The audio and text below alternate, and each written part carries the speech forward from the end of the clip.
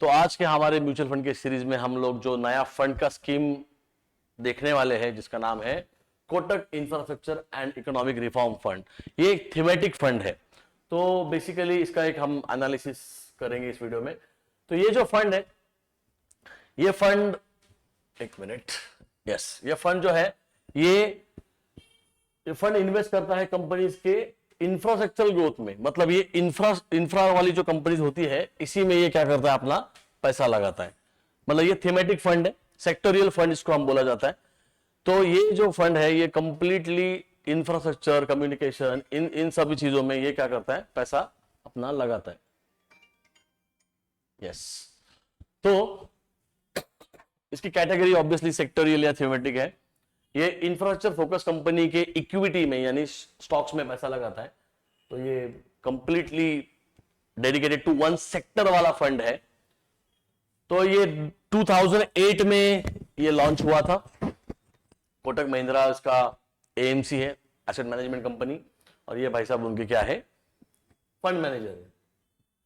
इसका benchmark return जो calculate होता है वो निफ्टी के इंफ्रास्ट्रक्चर जो इंडेक्स है उसके साथ इसका कंपैरिजन होता है, जो वो बेंचमार्क रिटर्न मेट कर रहा है इतने सालों से। एंड ये डेफिनेटली इंफ्रा कंपनी में पैसा लगाता है और इसका ऑब्जेक्टिव जो है वो लॉन्ग टर्म ही होगा।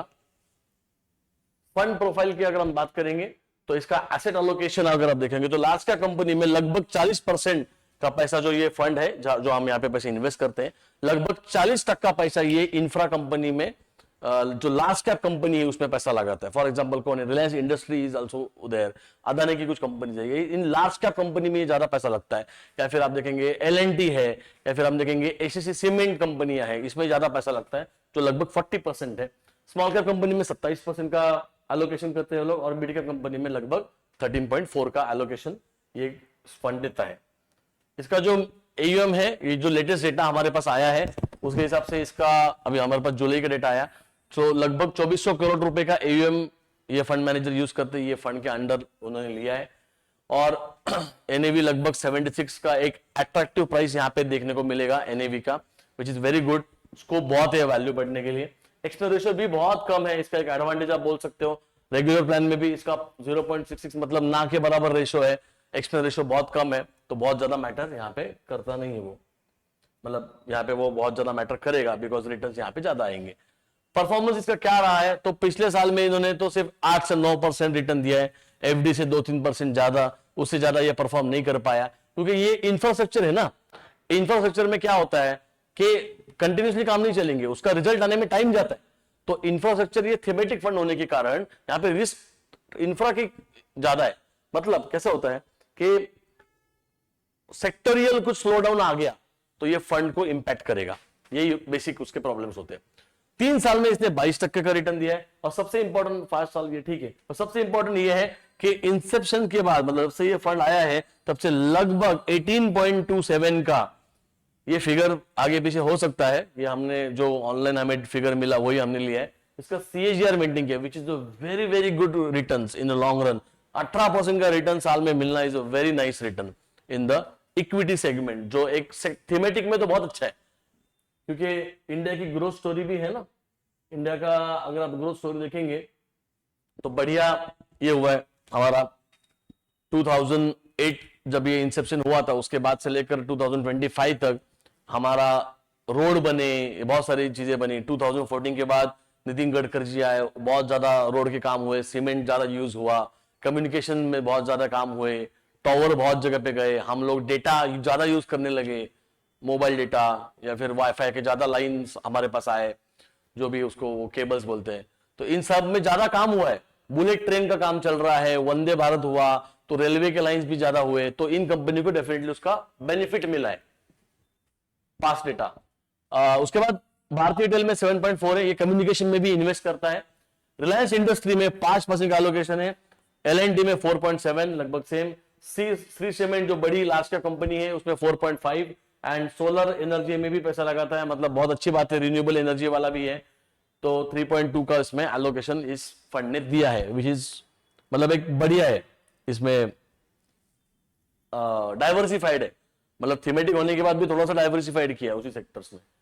कंस्ट्रक्शन में 15% का पैसा लगाते हैं, सेक्टर एलोकेशन अगर देखेंगे तो कैपिटल गुड्स में 15%, मतलब हमारे एसेट्स में पैसा जो लगता है, फॉर एग्जांपल ब्रिजेस वगैरह जो बनते हैं या फिर जो भी है हाईवेज बने, वो सब उसमें आएगा। मटेरियल में 13.8 में लगा, फॉर एग्जांपल सीमेंट वगैरह हम बोलेंगे। ऑटोमोबाइल में 12%, कम्युनिकेशन भारतीय एयरटेल 12.5% लगभग। एनर्जी, रिन्यूएबल एनर्जी में भी लगा रहे पैसा 11% का। एक थीमेटिक फंड होने के बावजूद भी बहुत अलग अलग फील्ड में यहाँ पे इन्वेस्टमेंट किया जा रहा है। अब इसमें इन्वेस्टमेंट क्या करे, क्या कंसिडर करे इसमें, तो ये इंडिया की जो ग्रोथ स्टोरी है इंफ्रास्ट्रक्चर, इसको पुश देता है, इसको बढ़ावा देता है। तो जितना इंफ्रा बढ़ेगा ये फंड का वैल्यू बढ़ेगा, इसका एनएवी प्राइस बढ़ेगा, रिटर्न्स मिलेंगे। लॉन्ग टर्म डेफिनेटली इसका परफॉर्मेंस होगा, क्योंकि देखो अभी बुलेट ट्रेन आएगा, बुलेट ट्रेन आने के बाद बहुत सारे एयरपोर्ट्स और ज्यादा बन रहे हैं, हमारे रेलवे स्टेशन नए नए बन रहे हैं। बुलेट ट्रेन आएगा तो ज्यादा कम्युनिकेशन इंफ्रा को ज्यादा बेनिफिट मिलेगा, तो ये सारे यहाँ पे बेनिफिट मिलेंगे। एक्सपेंस रेशियो भी लो है, ये इसका एडिशनल एक बेनिफिट है। इसलिए किसने इन्वेस्टमेंट करना चाहिए, जिसको थोड़ा सा लंबे अवधि के लिए, लंबे पर्पस के लिए, जो इंडिया की ग्रोथ स्टोरी में बिलीव कर रहा है, बेसिकली जो लॉन्ग टर्म इन्वेस्टर है, उसी का ये फंड है। शॉर्ट टर्म का इधर कोई काम नहीं। कोई भी इंफ्रास्ट्रक्चर, कोई भी सेक्टोरियल फंड में आप देखोगे तो टाइम आने में, ज्यादा करके इंफ्रा का काम ही 5-5 7-7 साल चलता है ना। कोई भी ब्रिज एक साल में नहीं बनता है, उसको टाइम लगता है। एल&टी अगर कोई भी ब्रिज कंस्ट्रक्ट करेगा, कोई भी है ओवरसी ब्रिज बन रहा है, कोई भी हाईवे बन रहा है, समृद्धि महामार्ग बन रहा है महाराष्ट्र में, इसको टाइम जाता है। तो इसका रिजल्ट आने में भी टाइम जाता है थोड़ा सा, तो इसलिए इसको लॉन्ग टर्म हॉरिजॉन से हमें देखना पड़ेगा। अब इसमें रिस्क क्या है हमारे, तो सेक्टोरियल अगर स्लो डाउन आ जाता है, इंफ्रा के अगर काम होते हैं, वो तभी पॉसिबल है जब सरकार बदलेगी, जिसका कोई चांस मुझे अभी तो नहीं दिख रहा है। तो थोड़ा हो सकता है कि इंफ्रा के काम अगर रुक जाएंगे, क्योंकि this political party is completely right wing, तो they are capitalistic in nature. तो इंफ्रा का काम वो डेवलपमेंट में बिलीव कर रहे हैं। बट अगर दूसरा पार्टी कोई आ जाता है और वो इंफ्रा के काम अगर स्लो डाउन हो गए, तो ये डेफिनेटली इसका इंपैक्ट आ जाएगा इस फंड पे। तो ये पूरा डिपेंडेंट इंफ्रा पे है, और डाइवर्सिफिकेशन इंफ्रा में ही है, इसलिए उसको लिमिटेड बोला गया है। उसके बाद हम देखेंगे कंक्लूजन क्या है हमारा। तो strong option for thematic exposure, thematic fund में ये बढ़िया काम करेगा, बट लंबे समय के लिए ही काम करेगा। Requires patience and risk appetite, definitely equity का आप पैसा दे रहे हो। Aligns with the Indian economic reform story, this is important. India की ग्रोथ स्टोरी को ये डायरेक्टली अलाइन कर रहा है, मतलब जैसे इंडिया आगे बढ़ेगा, ये सेक्टर भी आगे बढ़ेगा, और ये फंड भी पैसा बना के देने वाला है। ठीक है, उसके बाद हम देखेंगे इसका एसेट एलोकेशन, हमने देखा था पहले, चार्ट फॉर्म में देखेंगे तो वही है। लार्ज कैप में सबसे ज्यादा पोर्शन है, उसके बाद मिड कैप में कम पोर्शन है, एंड स्मॉल कैप में भी अगेन थोड़ा सा ज्यादा पोर्शन है। लगभग 40% जो था वो लार्ज कैप में दिया था ना। सेक्टर एलोकेशन देखेंगे तो energy, automobile, communication, materials, capital goods and construction में इसका एलोकेशन है। सबसे ज्यादा एलोकेशन आपको कंस्ट्रक्शन एंड कैपिटल गुड्स में मिलेगा यहाँ पर, और एनर्जी में सबसे लगभग लोएस्ट है। लगभग ये तीनों सेम ही है, तो ये हमने पहले भी देख लिया है। इसका परफॉर्मेंस क्या रहा है, तो ये ऑल टाइम हाई मार के आ चुका है ऑलरेडी। यहाँ पे बहुत सारा प्रॉफिट बुकिंग हुआ था, पर अगर आप ये पार्ट देखोगे तो ये लास्ट ईयर का ही पार्ट है, जब स्लो डाउन आया मार्केट में, बुल रैली खत्म हुआ, तो ये कहीं ना कहीं थोड़ा सा प्रॉफिट बुकिंग की तरफ भी गया है। क्योंकि रीजन क्या था कि एक तो सरकार भी बदली, गठबंधन की सरकार बनी, उन सब में थोड़ा सा चीजें बदली, तो थोड़ा सा प्रॉफिट बुकिंग की तरफ है। आप बोल सकते हो कि थोड़ा सस्ता भी है अभी लंबे समय के लिए इन्वेस्टमेंट करने की, या फिर एसआईपी के लिए बढ़िया रहेगा, प्राइस एवरेज होता रहेगा। प्रोज एंड कॉन्स की बात करेंगे तो एक लॉन्ग टर्म रिटर्न के लिए बढ़िया चीज है, इंडिया की इंफ्रा स्टोरी के साथ अलाइन है, manage by experience fund house, वो तो कोटक बहुत बढ़िया फंड हाउस है। वॉल्टिलिटी हाई रहेंगी, अभी हमने देखा थोड़ा प्रॉफिट बुकिंग आया इसमें। सेक्टर कंसंट्रेशन रिस्क है, इंफ्रा में अगर कुछ काम नहीं बने तो प्रॉब्लम देगा ये।